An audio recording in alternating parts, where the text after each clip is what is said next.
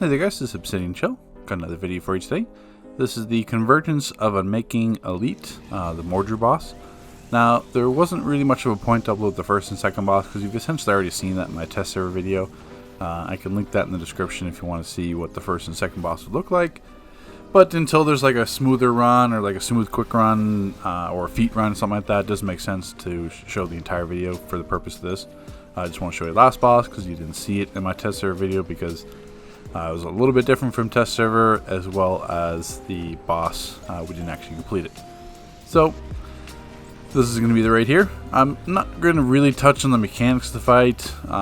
It's kind of unnecessary because it's going to continue over kind of from reg. And it's going to be the exact same thing in Elite. Literally, as you watch Mordru, he does the exact same thing each time in terms of his cycle. It's very easy to book, or sorry, easy to read. He's hugely telegraphing all his moves.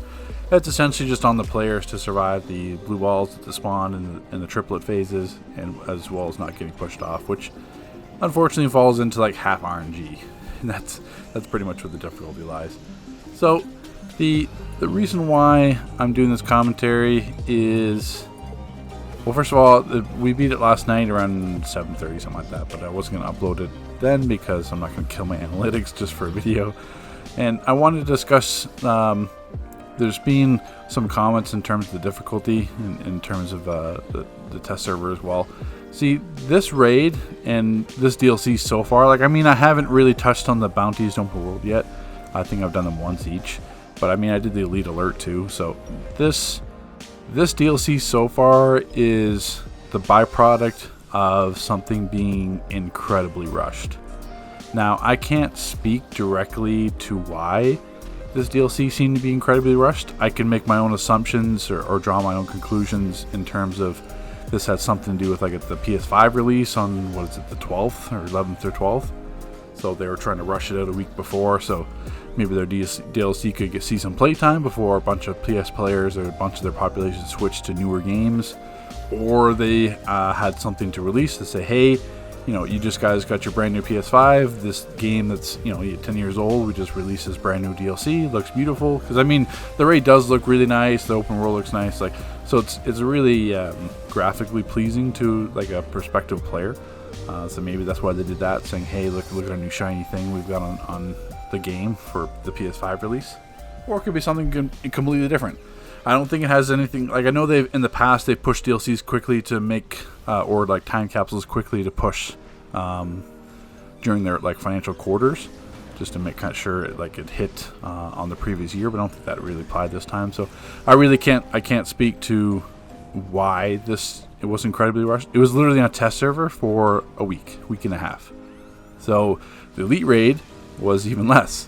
So the Elite Raid hit test server on October 27th. So right now, well, the DLC was released on November 5th, and the test server Elite Raid released October 27th. So October 27th to November 5th. And when you think about it, do you think they're really doing any updates to test server when when they announced the DLC on the 3rd, they announced it 2 days before? So do you really think there's a lot of like Elite patching or feedback being taken that's like from a couple days? So really, when you think about it, we had Elite feedback for 3 or 4 days, if that. So that's where my, I don't know, it's not even where my concern comes in. It's where my disappointment comes in.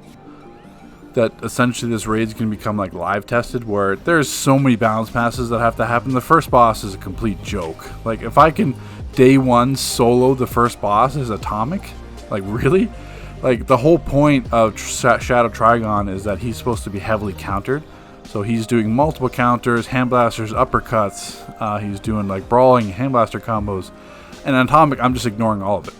I mean, some of the players in my group are getting counters for me, but I mean, that's obviously hugely late. Like, if I was an Ice Tank or something like that, or Rage, I could easily get every single one of those counters and keep Trigon on his back and save myself from that damage. But as Atomic, I'm just eating it. And then the 3 or 4 ice waves that spawns, I'm just sitting there Atomic comboing and popping like mass density and then completely surviving all those waves with no problem. So if I can do that day one with Atomic and like some Avatar Bombardier gear, like what What the hell is going on? And even last boss, I'm soloing last boss in Elite day 1 as Atomic and like previous DLC gear. That cannot happen.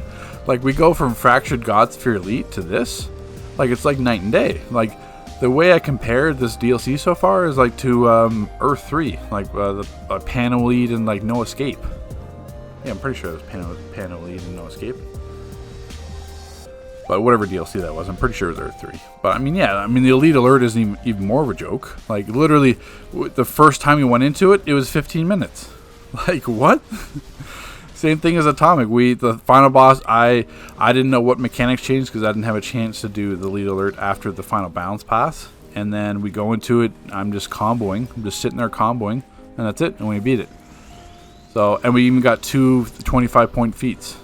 By accident, I guess. It's not like we were trying. All we did was walk in the room, they DPS'd, and I Atomic comboed for 3 or 4 minutes, and then boom, we beat the alert and got 2 25-point feats. So it's like, it's one of those things where you just kind of shrug.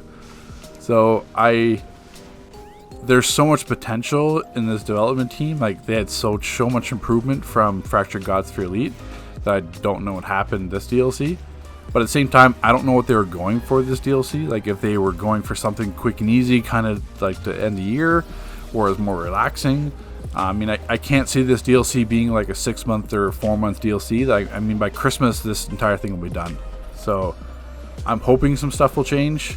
I'm really hoping we can see some balance passes and see the difficulty get cranked up, because right now, this is essentially just as hard as like any other like regular alert we've had.